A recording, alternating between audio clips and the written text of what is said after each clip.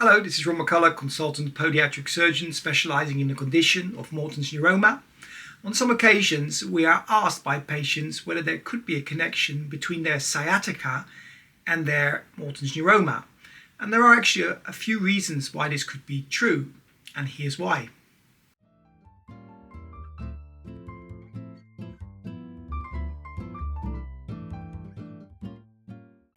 So there are really two main reasons why patients who suffer from sciatica can end up with symptoms like Morton's neuroma and where there is a relationship.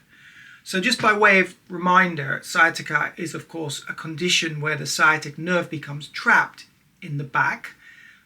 This is the sort of L4, L5, L5, S1 vertebrae region, and it's the most common or one of the most common areas of the back to become injured. It's generally associated with damage to the disc, and the disc presses on the sciatic nerve when it bulges or herniates, and as a consequence it will then affect the leg and cause leg pain. But the two main ways in which it can influence Morton's neuroma are as follows. Firstly, what we often see, and this is generally the case, is that if you have sciatica, the muscles at the back of your leg will tighten up, and as a consequence your gait will change. And one of the most common manifestations of that is an early heel lift. In other words, your calf muscle is tighter, so as a consequence, the heel lifts sooner, and that places premature, greater pressure on your forefoot. That, over time, can irritate the forefoot and lead to the development of a Morton's neuroma. Another thing that can happen is that if you have fairly significant sciatica and you get weakness, then your foot will begin to pronate and collapse and splay. And this can also result in mechanical dysfunction, instability of the medial or the inside part of the foot, and that can also lead to an increase in pressures resulting in the formation of Morton's neuroma. So there's definitely a relationship, and of course in our center we always try and address the cause, not just the condition itself.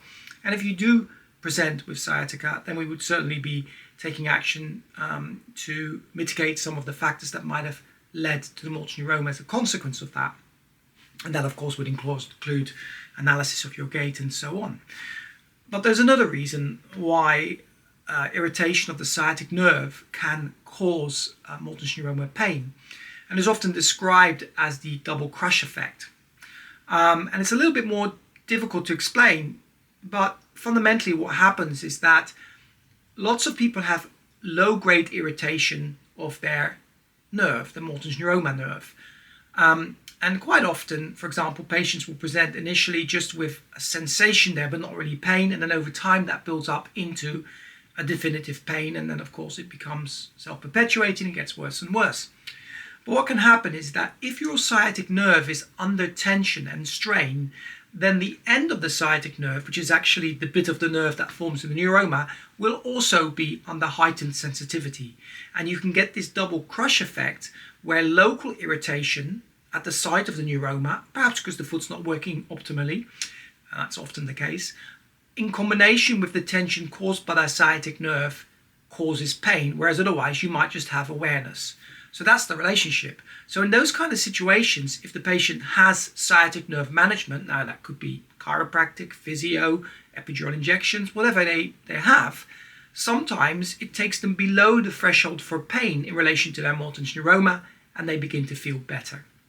So those are really the two main relationships, and it's worth just knowing about because it can obviously have an influence on management of the condition and understanding why it occurs.